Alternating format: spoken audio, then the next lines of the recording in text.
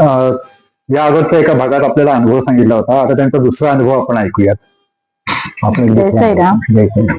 15 ऑगस्टला चिरकुट्यामध्ये वर्धापन होता आणि त्याच्या आदल्या दिवशी मी आपल्या घरी गेली आगापूरला. आणि तिकडे काय झालं, मला जायचं होतं घरी शिरोड्यामध्ये, कारण मला वर्धापनला जायचं होतं असं म्हणून मी जायला निघाली होती. पण मला तिकडे आईने आग्रह केला की थांब गो बाई, तू आज जाऊ नकोस, थांब थांब असं म्हटलं, म्हणून मी तिकडे राहिली. तर काय झालं, रात्री माझ्या बहिणीची लहान मुलगी आहे ना, तिला काय झालं, ती झोपली होती, दूध पिऊन ती झोपली होती, खूपच लहान होती त्यावेळी ती, आणि ती झोपली होती. झोपेतच, आणि मी एक नंबर आळशी आहे, एकदा झोपली आणि मेली एकसारखे आहे माझं. म्हणजे मला धाग बीक काय येत नाही आहे. आणि त्या दिवशी काय झालं, मी झोपेत असतानाच मला अकस्मातच जाग आली आणि तिची आई पण साईडमध्ये तिच्या नव्हती. जाग झालं तर बघितलं तर ती मुलगी लहान ना, ती तोंडातून फेस काढलं तिनं आणि तिचं डोळे असंच वरती आलं. अरे बाबा हे काय, शांतीचं मुवमेंट पण काहीच नव्हता, ती तशीच एक स्थिरच होती एक जाग्यावर. मी घाबरले आणि मी ओरडा करून सगळ्यांना बोलवून आणलं, तर ती तशीच उरली. आणि एक दोन तास पर्यंत ती तशीच होती. तिला काय उपाय केलं आणि मी काय केलं, मी काहीच केलं नाही. सगळ्यांना बोलवून असं जय साईराम जय साईराम अखंड नामस्मरण चालू ठेवलं. एक साईडला मी रडत होते, कारण लहान ना ती बाळक आहे. आणि बाबा म्हटलं, ती दिलंय तुम्ही, आणि तिला कसं काय करायचं ते तुम्हीच करा, कारण हे सगळं तुमचंच आहे असं म्हणून. आणि अखंड नामस्मरण चालू ठेवलं. ती काय असं झोपटलं, काय केलं, पण तिला काहीच तिचं झालं नाही सारखं. पण काय झालं, माझी भाभी आहे ना, तिने तिला तोंडाने श्वास दिलं, तरी ती शुद्धीवर आली नाही. सगळेजण म्हणाले की ती गेली आता, म्हणजे काही नाही मुवमेंट, कम्प्लिटली तिचं अंग सगळं थंड, म्हणजे काहीच नव्हतंच तिच्या शरीरात. सगळेजण म्हणाली ती गेली आणि सगळं आरडाओरडा सगळं चालू होता. किती वर्षाची? 6 महिन्याची असताना. आरडाओरडा सुरू होता तिचा, आणि सगळं मी पण रडत होती. असं नाही की मी स्ट्रॉंग आहे, पण आतून मला असं होतं की बाबा म्हणतात काय रडतेस तू, काय रडतेस, मी आहे ना, तू नामस्मरण चालू ठेव ना ग. आणि मी असं अखंड नामस्मरण केलं, आणि मी नामस्मरण करीत बाबा म्हटलं हे काय करतात असं म्हणून मी ते चालू ठेवलं.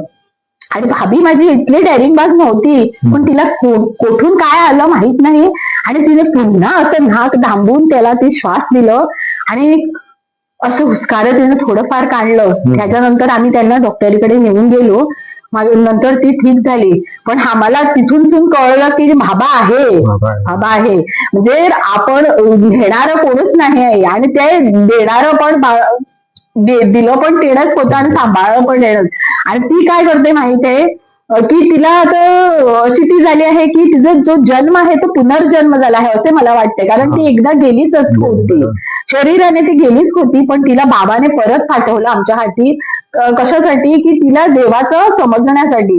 आता ती काय करते, बाबाला राजली ताईला पण माहित आहे ती काय करते, ती बाबाचं जय जयकार घातलं ना, तर तिला काही समजत नाही, ती बोलत पण नाही आहे अजूनपर्यंत, तिला बोलायला सारखं येत नाही आहे, तरी सुद्धा बाबाचं जसं जय जयकार घातलं की आतून इतकी खुश वाटते, आणि अशी वेगळीच तिची स्माइल असते, जसं की बाबाच हसतो.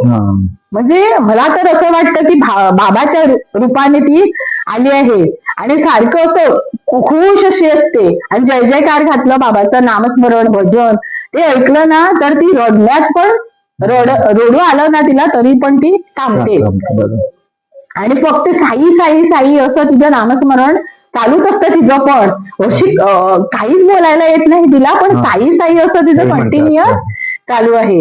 म्हणजे बाबानच ती परत रिटर्न दिलं.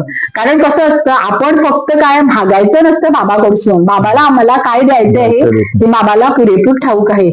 आणि मला त्यावरून असं समजलं की खरंच बाबा आहे, आणि आपण जर त्याला बाबाला जागृत करायचं असतील तर आमचं काय असणार पाहिजे, 100% आपण आपल्या बाबा हाती द्यायला हवं, आणि कसलीच अपेक्षा न करता फक्त बाबा तुम्ही काय देणार ते आम्ही घेणार बाबा, अखंड त्याचं नामस्मरण. आणि आता मला इतकं पक्क झालं आहे की बाबा आहेत म्हणजे आहेत. खूप प्रसंग, अनेक प्रसंग असे आले माझ्या लाईफामध्ये, पण तरी सुद्धा बाबाने असं सांगितलं की कोणाच्या रूपाने येऊन मला बाबाने सांगितलं की मी आहे, तू घाबरू नकोस, मी असताना तुला घाबरायचं गरज नाही.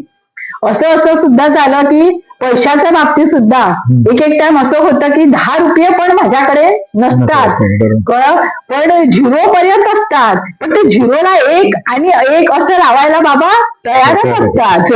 असं म्हणजे ते मी मागत नाही कोणाकडून, पण बाबा ते कोणाच्या रूपाने येऊन मला ते देऊन जातात.